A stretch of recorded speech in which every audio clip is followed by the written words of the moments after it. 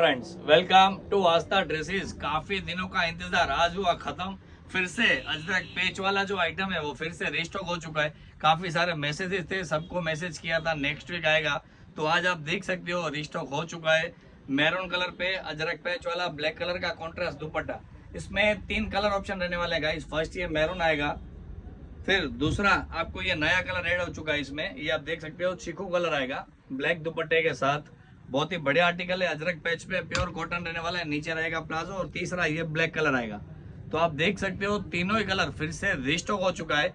Size की बात करें आएगी तो एस से लेके 4XL तक की साइज आएगी। और आप स्टॉक देख सकते हो, बहुत सारा स्टॉक आ चुका है।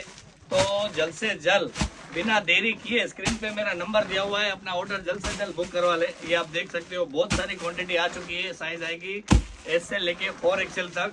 तो जल्द से जल्द अपना ऑर्डर बुक करवा ले। और ऐसे नए आर्टिकल देखने के लिए हमारे पेज आस्था ड्रेसेस को फॉलो करें, वीडियो को लाइक और शेयर करें। Thank you.